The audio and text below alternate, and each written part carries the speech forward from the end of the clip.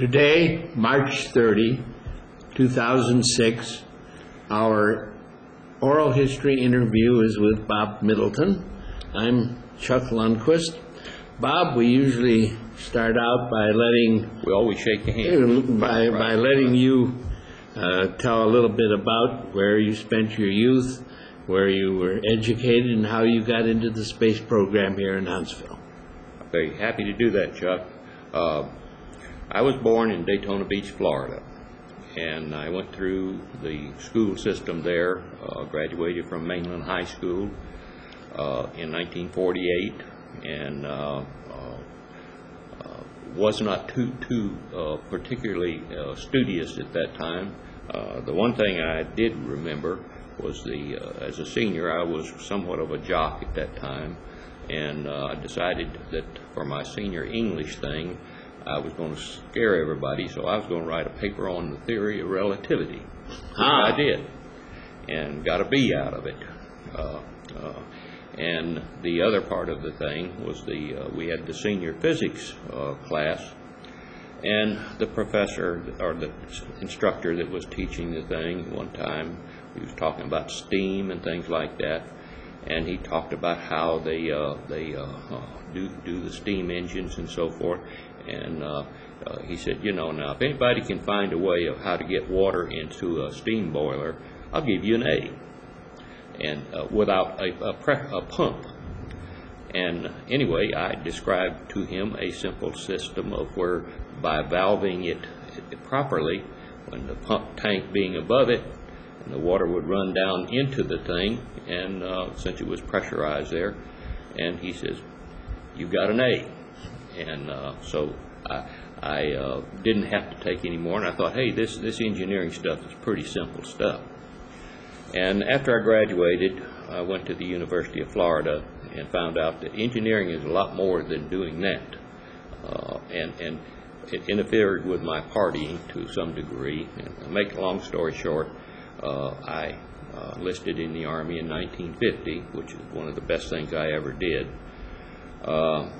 Got my commission in the Army, served a year and a half during the Korean War, and came back, and of course I was discharged from Fort Benning, and I knew a lot of people over at Auburn University, and thought that was a pretty neat place, and did not want to go back to University of Florida there. I went to Auburn once 3 years, met my wife, graduated in 1956, and in that time there was a couple of interesting things. I had several offers when I graduated, one of which was to come join the Army Ballistic Missile Agency, which I still have the paper offer. That was one of my dumb mistakes in life. I did not do that. There was an offer that was financially much more rewarding to go to Fort Worth, Texas, and Helen and I got in my 56 Ford and we motored to Texas, and I worked for General Dynamics as a thermodynamics specialist engineer on the B-58, the first supersonic bomber. I guess it was in about 1961 that one of my close friends, George Hobson, working with, he resigned from there and came back to work with the new NASA that was here, that was formed from the old ABMA thing.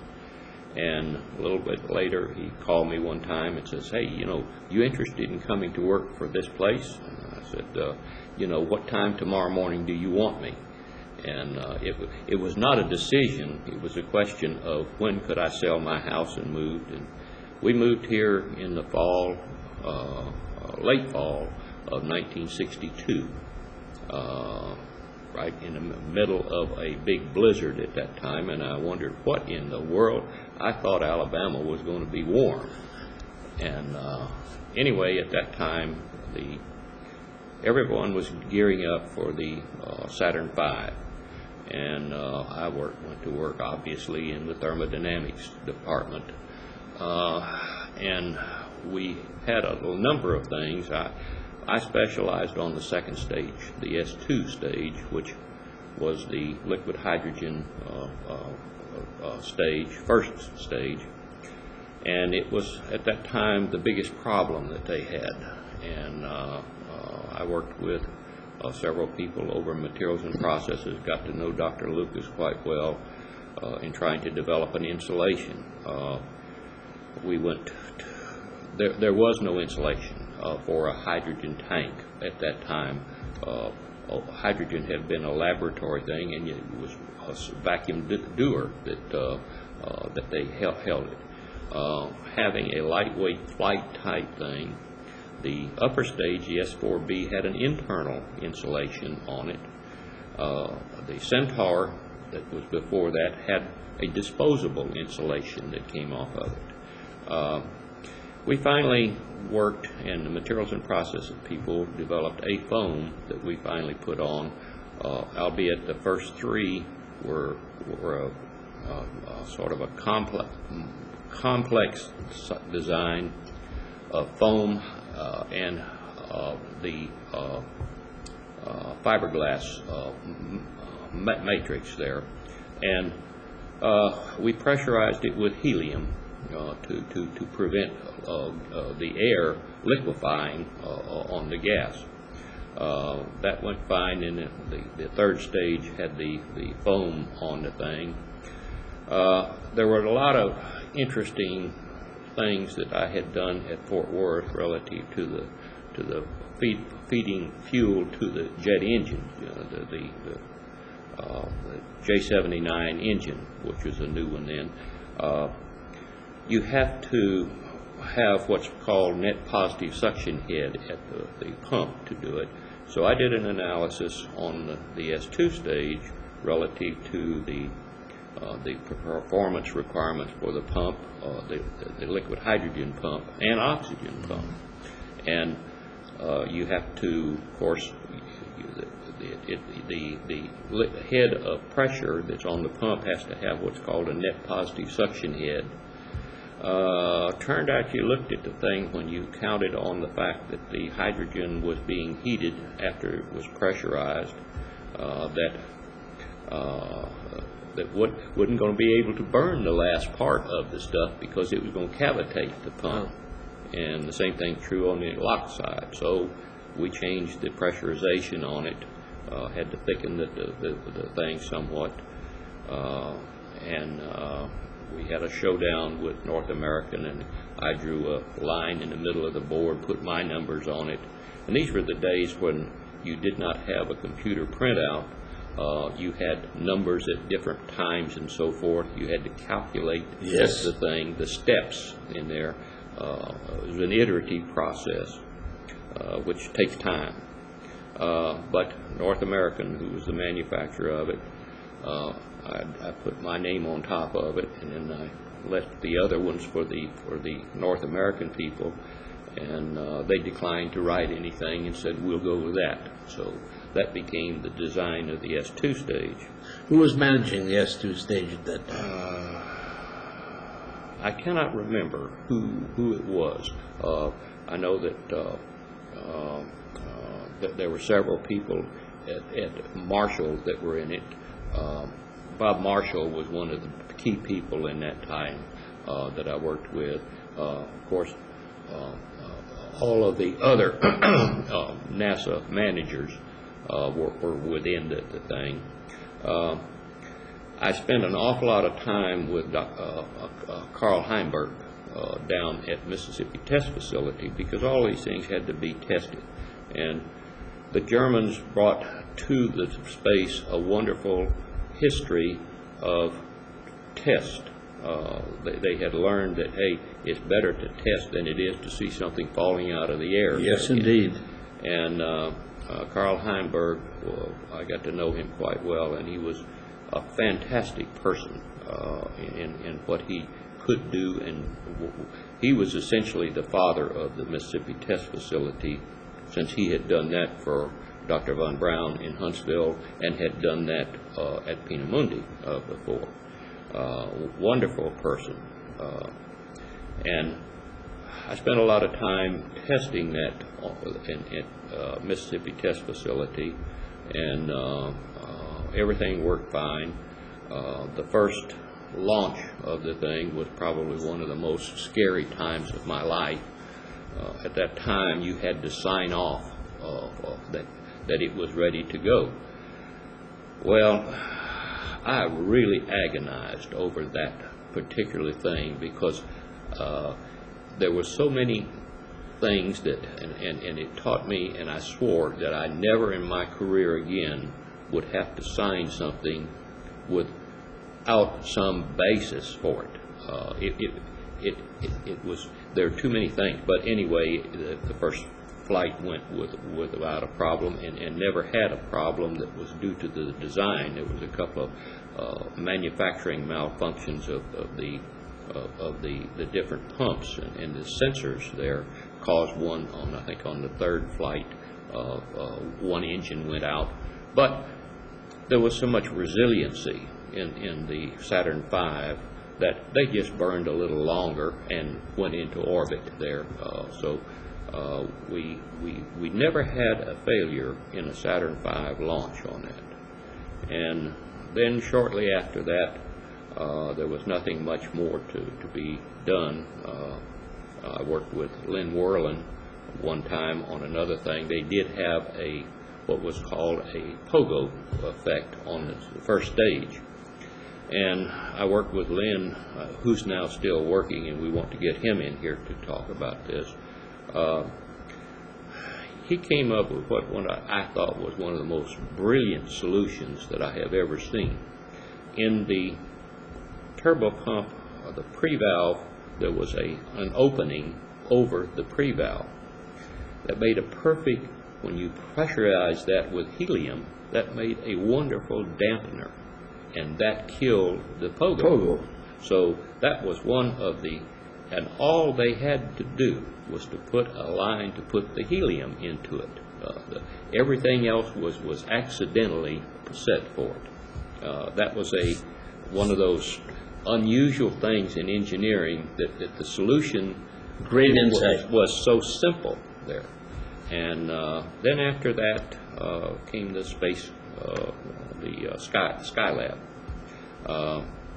Skylab was the new vehicle, and I got a new promotion to a advanced life support group, and did a number of things on that, including the space shower that we put in the thing, which was a rather novel new thing, which we put together in about 60 days.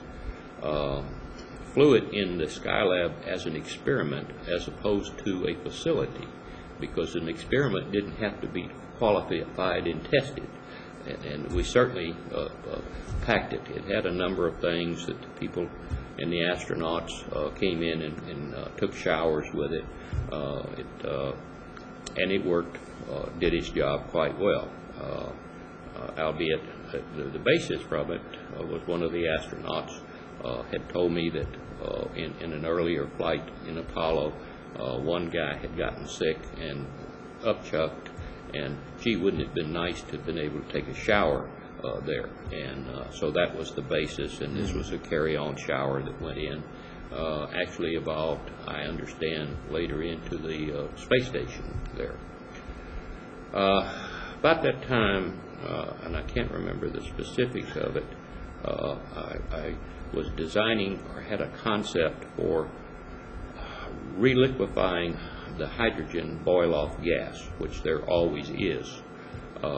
And Dr. von Braun, I made a presentation to him of a cycle that I thought we could do. And in that presentation, that was a time when we went to the graphic arts people, and I think your friend that we had here earlier, her aunt was one of the people there, and they made the presentation charts from what we gave them, and they had left off one step in the chart, in the temperature entropy diagram. And when I presented it to Dr. von Braun, he was very interested in that. He said, "Mr. Middleton, I think you left out a step." And the pressurization went straight up, which I had indicated went this way on the thing, which accounted for the effect of the inefficiency of the pump in it. And I said, yes, Dr. Von Braun, that happened this way. And he said, well, and it impressed me with him at his level to know that detail of stuff. And he was very gentle about it. He was very impressive on things like that. He tested every person to see if you knew what you were talking about. And later came to another thing after that went over. He called me back and my people on that thing. He said, well, Mr. Middleton said, I now know we're not going to Mars in my lifetime. And that was a telling thing. But he says, don't worry. He said, I've got another assignment for you. And he asked about, he said, we have a problem on Skylab with keeping cold the medical specimens. And he says, we don't have a refrigerator on there. And he said, I've looked in my old textbooks, and there's a person in Norway or Sweden, I think it was, who had developed a refrigeration style or approach that used heat rather than mechanical, like the compression cycle that we do. And he said, are you familiar with it? And I said, well, yes, I am, because my mother-in-law has a refrigerator, that the old Serval cycle. And anyway, he took me into conference. He wanted me to make a design of how that would happen, which I did. It required a panel that would be outside of Skylab, and it would catch the sunlight there and heat a fluid that would drive that cycle. We looked at the thing and thought, in 1972, if you remember the big energy crisis then, yeah. Everybody says, hey, we've got to find ways to reduce the energy. Gosh, gas has gotten over 50 cents a gallon. And we went in and looked at that cycle and said, well, maybe we can take care of some of the air conditioning with this cycle. And indeed, that became an approach. We had a little spin-off of that process, worked with Lockheed at that time to do that. And we found that, yes, you could do it, but on the ground, you could not do it with a flat panel solar collector. You had to have a concentrating so that you had to put more energy on the thing. And that was kind of a novel thing. And I proposed that, hey, maybe we could build a house out here, not Marshall, a demonstration house. I said, we've got the new Space and Rocket Center going up here. We'll build a little house. Well, we went to Washington finally one time, and George von Tiesenhausen went with me and made a presentation. We had the concept, and I was using a Kevlar, I believe it was, outer transparent seal there. And one of the people from Johnson Space Center said, well, he'd heard that thing would burn quite well. And so right there in the administrator's presence, I said, well, if anybody got a match, we'll try it. I had a thing. Put the match under it, and it fizzled out. So that ended that concern. Message there is the sooner you kill something, the easier it is to work forward. We went from that stage of the solar energy we did build a house, a demonstration house at Marshall that had a 25-ton Serval refrigerator. There were many of them were stockpiled, and the manufacturer was the Arkansas Louisiana Gas Company, ARCLA, and they had multiple ones of them stored, and we modified one to be able to do that. But soon, the energy crisis was over and the house went away, and until today, we are now in another energy crisis. But at that time, I was asked to go to Washington. They had just created the new Department of Energy, And I was supposed to be there for 12 months. Anyway, I wound up staying 14 months. President Carter was was in charge of the thing, and I learned an awful lot of Washington by being there, particularly how much importance you can get if a courier from the presidential office delivers a message to you. Yes. Anyway, I came back after that, and of course there was an effort at Marshall. We had a program to develop demonstrations of solar energy, and I worked in that based on what I had done earlier. Had a number of wonderful trips and pictures from St. Thomas Island on up to Mount Rushmore was one of the sites. And following all of that, I got into some of the advanced programs and program development. Bob Marshall was then the head of program development. And I got 2 more trips to Washington on different things, one of which was a small vehicle that we call the Orbital maneuvering vehicle.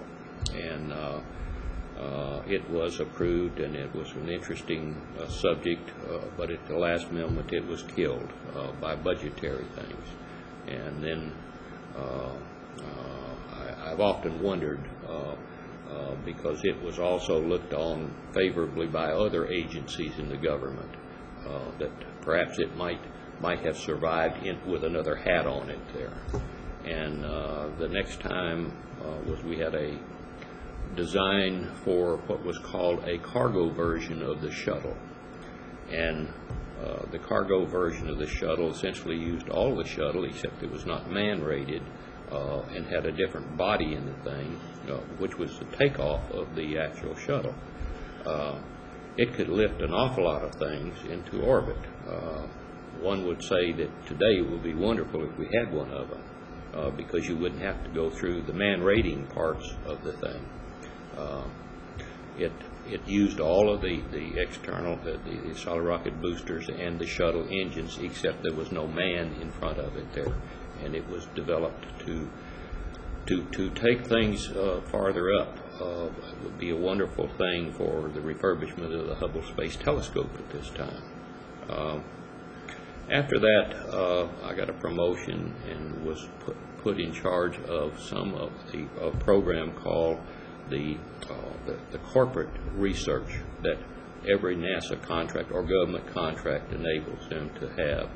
And I worked with that, with the technologies right on up through when I retired in 1990. And that's pretty much my NASA history. Well, you skipped over the lunar landing. Where were you when that took place? I had gone, my family, I spent so much time at Mississippi test that I was very embarrassed about my 2 twin sons that I had not spent enough time with them. And I made it a point that we went down to the Cape, and I had an uncle who lived there in Titusville, and we were at his place on the river there when the rocket went up. We watched it all night with those floodlights. I could see it from the west side of the river there, and we watched it go up, and it was gone. And then we got in our car and we went back to my wife's home in Auburn, and we watched the landing of it there.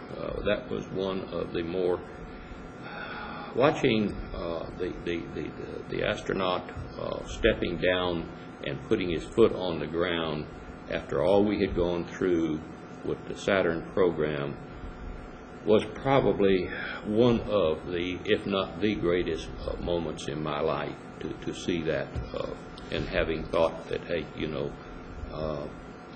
I didn't make too many contributions into it, but neither did I make any handicaps on the thing. And of course, we did all of our work at that time. Computers were available. In fact, I did some of the old programming with the IBM punch cards, but they were so cumbersome that they were essentially not used other than guidance and navigation and things like that. The difference between that time and today, of course, we use the slide rule was the thing. Still have my old slide rule, but yes, that's how I saw the Saturn landing. It was, and as you may remember, we had quite a splashdown party after they got back here down out at the new airport. I wasn't here at that time, but I know about it. Well, the new airport took us away from the old airport, which you took off right over the Montgomery wards there on the Parkway, and when you saw Montgomery wards, you know you were either going or coming there. Well, you've been very busy since you retired. Can you say a little bit about what all you've done after retirement? I worked with SAIC for, well, let me back up to the last part of my NASA career. In 1990, the shuttle Columbia was on this pad and had continuous hydrogen leaks that made them scrub the launch. And J.R. Thompson was the associate administrator of NASA at that time. And one of my friends and former speakers here, Bob Schwinghammer, was asked to chair a Tiger team to go down to the Cape and fix it. Essentially, that was the charter, fix it. And he picked me to go with him, and it was Bob Schwinghammer, myself, Len Werlin again, because he was the person there, and Rick Bachtel were our side of the things. And we were joined by people from Stennis Space Center, people from, obviously, from the Cape, and a few headquarters people that were put in there with us.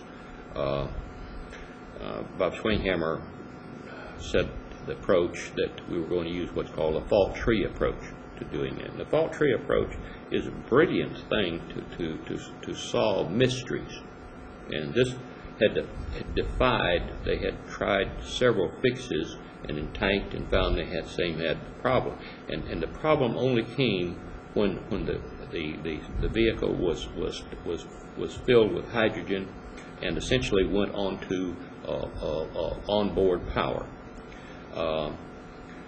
We went through the designs. We did a number of things, including talking to every mechanic that was on there on 3 shifts. And it was a rather startling thing that Bob and I talked about after his discussion here. We went on the 3rd shift at 2 a.m. in the morning and talked to all the people on the pad. And the supervisor there says, hey, you know, you're the first engineers we've ever seen. And that was kind of an interesting thing. Eye-opener. Sometimes you have to get down with the people that are doing things to get the answer. And the answer came back that there was one of the seals in one of the pre-valves, the pre-valve detent seal on number 3 engine, had been misapplied. And you backed up to find we got the person who did the installation, and he broke down crying. He said, he told us the story that he had to wait in line to get into the boat tail and put it in the vertical mode where it was designed to be put in the horizontal mode, and he had to reach up and could not see what he was doing. And he says, they told me that I had 5 minutes. And he said, I put it in and thought I had it in right, but I wasn't sure. And the guy said, your time is up, get out. And he said that indeed, we then found that the seal was slipped in the thing. And after that, of course, we remodified the foam that was around it so a person could see into the thing, and more than that, have a little feeler gauge to go around the edges of it to see that the thing was there. Tanked the vehicle, and everything was fine. We had finished our projects and left with great appreciation for that. It was a great event. Anyway, after that, I retired and I worked for SAIC for a couple of years regarding the efforts that we did on that and the hydrogen. Then at the same time, I was working with an old friend, Dr. Bernie Schroer, whom we started working with when we were doing the solar energy part, and Dave Christensen. And I part-time worked here, and I was in the Kiwanis Club, and Dean, I can't remember his name right now, that was the Dean of Engineering, was complaining that he needed some money, and I told him that, hey, you know, there's more money in Research Park than there is in Montgomery. And so I got tasked to set up a money drive here. And make a long story short, we made a trip down to Montgomery one time to talk to the Department of Transportation. And one of the things the guy says, if you know anything about computers, we'd like to talk to you. And anyway, I showed him what we had done at this time, which I had been very, I got back into computers in the mid-'80s when the first computers came along, because that solved a problem. There was no punch cards then, and it was a wonderful, you were in charge of your destiny. Yes.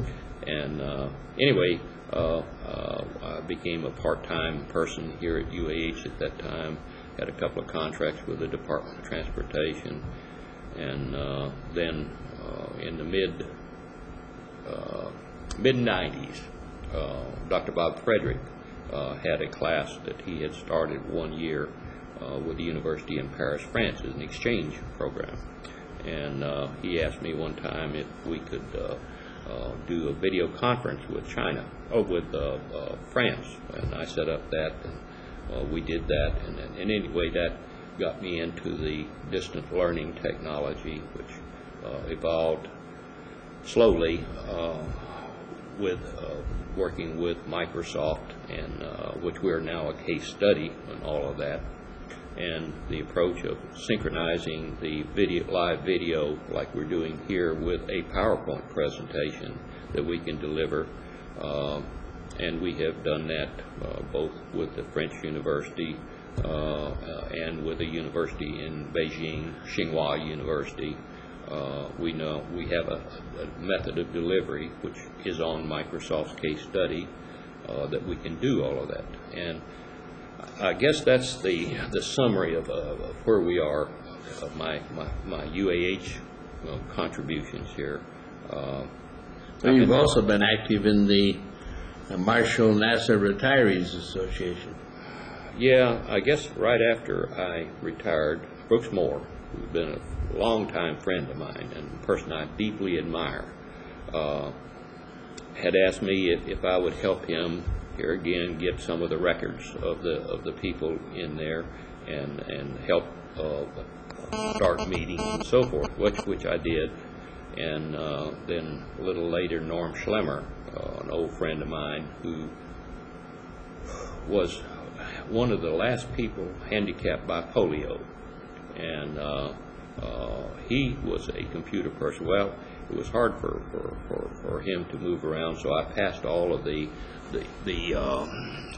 let's say the paperwork, keeping the membership rolls and who's paid and who hasn't over to Norm, and he's still doing it today, an excellent job. And then I helped